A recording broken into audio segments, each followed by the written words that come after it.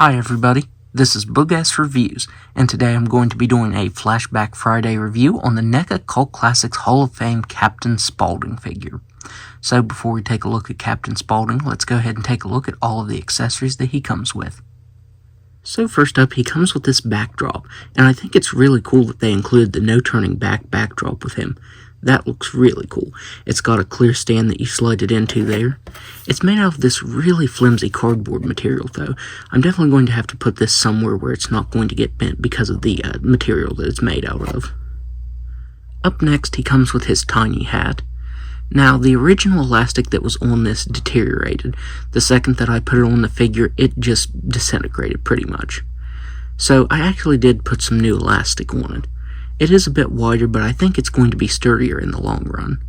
So it does suck that that deteriorated, but now that I have this new strap on it, it still functions, and I think it'll withstand the test of time. Up next, he comes with a set of open hands. And finally, he comes with my favorite set of hands from this, an alternate set of middle finger hands.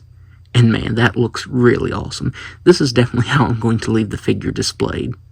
So now, let's go ahead and take a look at his head sculpt. So taking a look at this head sculpt, I think Neca did a phenomenal job at sculpting and painting this. I think this is a perfect likeness to Sid Haig. This figure is, I think it's like 17 years old, and I think this head sculpt and the figure overall still holds up very well today. It is just a fantastic likeness of him, and it's actually better than the most recent Captain Spaulding that we got from Neca. I think that one was from last year or so. The re-release of the tailcoat version. I actually think this old figure looks so much better than that. Just the sculpt detail to the face, like the textures on the skin, the way they painted his clown makeup on there, that looks really good. I love how you can still see a little bit of the skin tone showing through. He's got some nice gray variation in his beard right there, and you can see that they actually outlined his rotten teeth with black. So yeah, this head sculpt is very detailed, and it really looks like him. This is a fantastic likeness, even all these years later. I love the skull bow tie here. You can see the pull string. That's painted really nicely. You get some really cool textures on it. I think it's cast in black like the pom-poms are, and it's painted in red and brown for the skull there. That looks really good. All of the whites on his outfit are done in a pearlescent white, and that just really pops. It looks fantastic in person. I didn't realize all of the whites on this figure were done in a pearlescent white. It just looks really good. You get a bunch of textures to his outfit as well as wrinkles. That looks very awesome. The red and white stripes on his sleeves look really good. My only complaint is on the left forearm. You can see a little bit of the pearlescent white showing through there. But other than that, the paint apps came out really clean on this. The blue stars look really good. Man, that looks fantastic. They even textured his hands. You can see the lines there in his palms, as well as the textures. Of course, you get the love and hate tattoos on his knuckles there. Even the pants are sculpted really nicely. I feel like they really look like they're a bit baggy on him because of the way they're sculpted. I think the sculpt is very convincing on that. And they got the collars right. For some reason, on the first release of the Retro, I think that was like 2016 or something, they actually gave him the wrong colored pants. On the left leg, they actually made it blue when it should have been this color. It's like a purplish kind of color, or maybe like a lavender. But this is done in a metallic color, and that looks really nice. You get a little bit of texturing going on right here. And you get some phenomenal sculpt detail to his clown shoes. I believe these are reused from the first Captain Spaulding figure, because if you look at the bottom of his feet, it says 2004, and I'm pretty sure this figure was 2008. But you get a bunch of really cool sculpt details like the textures there, and a nice black wash.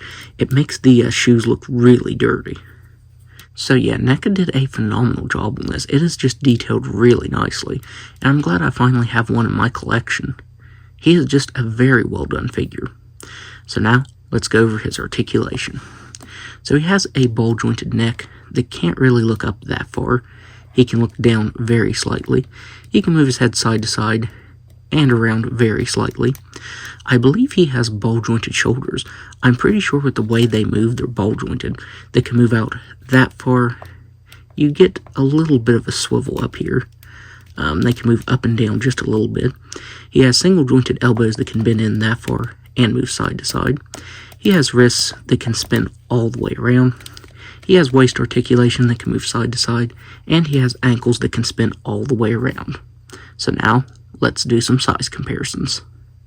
So first up, here he is next to the re-release of the Tailcoat Captain Spaulding figure. This is the most recent Captain Spaulding that Neca made. And yeah, this figure from almost 20 years ago looks so much better than this new one. The likeness is just so much better on this one somehow. Here he is next to the House of 1,000 Corpses pig shirt variant of himself, and himself from the Devil's Rejects. Here he is next to Baby and Otis from House of 1,000 Corpses. We actually have a re-release of Baby coming soon. I believe it's either going to be at the end of this year or the beginning of next year. And finally, here he is next to the Ben Cooper version of himself. So overall, if you can find one of these, then definitely pick them up.